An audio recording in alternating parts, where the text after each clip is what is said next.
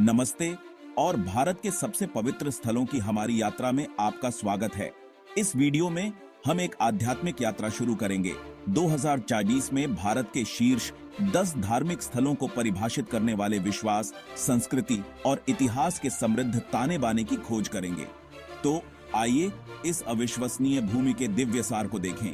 Host, hello everyone, मैं हूं और आज मैं आपको भारत के सबसे रिवेरेड स्पिरिचुअल डेस्टिनेशंस के एक मनोरम दौरे पर ले जाने के लिए रोमांचित हूं। प्राचीन मंदिरों से लेकर पवित्र नदियों तक, भारत विविध धार्मिक परंपराओं का एक मेल्टिंग पॉट है जो सहस्राब्दियों से फली फूली है। तो मेरे साथ जुड़ें क्योंकि हम इस आकर्षक देश के हर कोने में व्याप्त आध्यात्मिकता को उजागर करते हैं। हमारी यात्रा पवित्र शहर वाराणसी से शुरू होती है, जिसे अक्सर प्रकाश का शहर और भारत की आध्यात्मिक राजधानी कहा जाता है। पवित्र गंगा नदी के तट पर स्थित वाराणसी सदियों पुरानी परंपराओं और रहस्यवाद में डूबा हुआ है। होस्ट, जैसा कि आप देख सकते हैं, वाराणसी आध्यात्मिकता का एक जीवंत ताना बाना है, जहां जीवन के सभी क्षेत्रों के भक्त शुद्धि और मोक्ष की तलाश में आते हैं।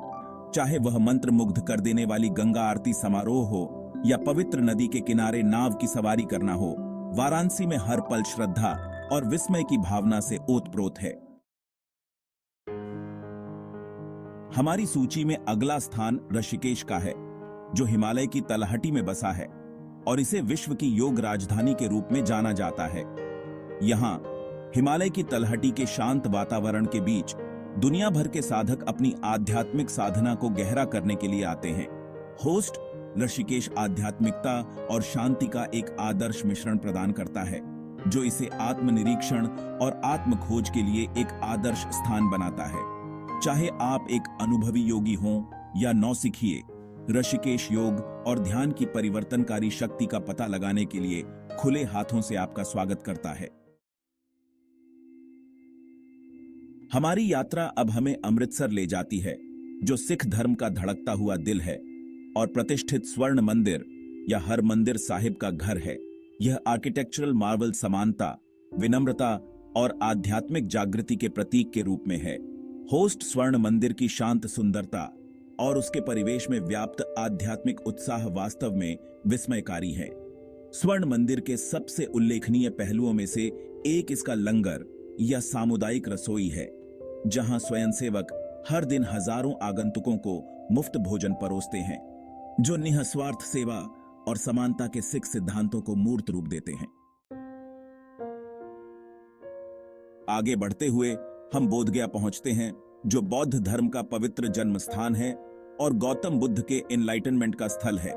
यहां महाबोधि मंदिर परिसर के शांत परिवेश के बीच दुनिया भर के तीर्थयात्री एनलाइटेंड वन को श्रद्धांजलि अर्पित करने आते हैं। बोधगया शांति और ज्ञान की आभा बिखेरता है। बुद्ध की शिक्षाओं पर चिंतन करने के लिए साधकों और विद्वानों को समान रूप से आकर्षित करता है। चाहे आप बोधि वृक्ष के नीचे ध्यान कर रहे हों या महाबोधि मंदिर की परिक्रमा कर रहे हों, बोधगया एक गहरा आध्यात्मिक अनुभव प्रदान करता है, जो आत्मा के साथ प्रतिध्वनित होता है। हमारा अगला गंतव्य तिरुपति है, जो आंध्र प्रदेश की हरी भरी पहाड़ियों में बसा है और भगवान वेंकटेश्वर के निवास के रूप में पूजनीय है। तिरुमाला पहाड़ियों के ऊपर स्थित तिरुमाला वेंकटेश्वर मंदिर हर साल लाखों भक्तों को आकर्षित करता है, जो प्रेजाइडिंग डीटी का आशीर्वाद लेने आते हैं।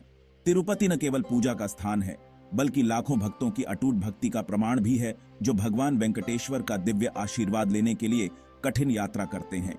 मंदिर परिसर में व्याप्त आध्यात्मिक ऊर्जा स्पष्ट है, जो इसे सांत्वना और पूर्णता चाहने वाले तीर्थयात्रियों के लिए एक अवश्य देखने योग्य स्थान बनाती है। हमारी यात्रा अब हमें केदारनाथ की लुभावनी हिमालयी ऊंचाइयों तक ले जाती है, जिसे भगवान शिव के निवास के रूप में सम्मानित किया जाता है। 11,000 फीट से अधिक की ऊंचाई पर स्थित केदारनाथ मंदिर कठोर पहाड़ी इलाके के बीच रेजिलियंस और भक्ति के प्रतीक के रूप में है। केदारनाथ भक्तों के दिलों में एक विशेष स्थान रखता है, जो भगवान शिव का आशीर्वाद लेने के लिए विश्वासघाती रास्तों और खराब मौसम का सामना करते हैं। केदारनाथ की आध्यात्मिक आभा इसकी विस्मयकारी प्राकृतिक सुंदरता के साथ मिलकर तीर्थयात्रियों और साहसी लोगों के लिए एक वास्तविक पारलौकिक अनुभव बनाती है। हमारी यात्रा पर अगला अजमेर है, जो रिवेयर्ड अजमेर शरीफ दरगाह का घर है, जो सूफी संत ख्वाजा मोइनुद्दीन चिश्ती का तीर्थ है। यह पवित्र स्थल सभी धर्मों के भक्तों के लिए बहुत महत्व रखता है, जो संत का आशीर्वाद और आध्यात्मिक सांत्वना लेने आते हैं। जैसे ही हम अजमेर की हलचल भरी सड़कों का पता लगाते हैं, भक्तों और सूफी विद्वानों के साथ बातचीत करते हैं, जीवंत कव्वाली संगीत हवा में भर जाता है।